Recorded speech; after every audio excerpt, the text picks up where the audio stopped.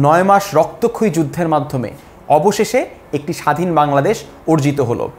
বিকাল 4:31 জেনারেল নিয়াজি মিত্রবাহিনীর কাছে আত্মসমর্পণ করল। এই আত্মসমর্পণের সেরেমনিতে এই ঐতিহাসিক ছবিটি তোলা হয়েছিল। এই ছবির প্রত্যেকটি মানুষ বাংলাদেশের সেই ইতিহাসের সাক্ষী হয়ে রয়েছে। এই ছবিটি বাংলাদেশের বিজয়ের সেই ইতিহাসের সাক্ষী হয়ে রয়েছে।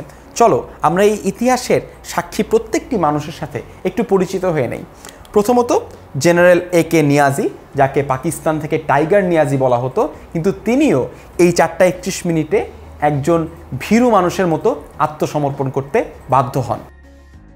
জেনারেল জগজিৎ সিং অরোরা সেই সময় ভারতের প্রতিনিধিত্ব করছিলেন এবং এই ইনস্ট্রুমেন্ট অফ সারেন্ডারে ভারতের পক্ষ থেকে তিনি স্বাক্ষর করেন। JFR জ্যাকব তিনিও একজন সেনা প্রতিনিধি ছিলেন। তার লেখা সারেন্ডার অ্যাট ঢাকা বইটি একটি নিরপেক্ষ দলিল হিসেবে বিবেচিত হয় বাংলাদেশের স্বাধীনতার সেই ইতিহাসটিতে।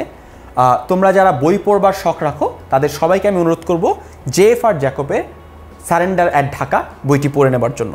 এবং বাংলাদেশের পক্ষ থেকে সেখানটাতে উপস্থিত ছিলেন air vice marshal AK Khandker. এই ভিডিওটিতে তোমরা দেখতে পাচ্ছ যে কিভাবে করে পাকিস্তানি জেনারেলদের নির্দেশে পাকিস্তানি সেনাবৃন্দ তাদের অস্ত্র ফেলে দিতে বাধ্য হচ্ছে। 93,000 সৈন্য নিয়ে পৃথিবীর অন্যতম সবচেয়ে শক্তিশালী একটি আর্মি বাংলাদেশের এই ভূখণ্ড থেকে আত্মসমর্পণ করে বেরিয়ে গিয়েছিল।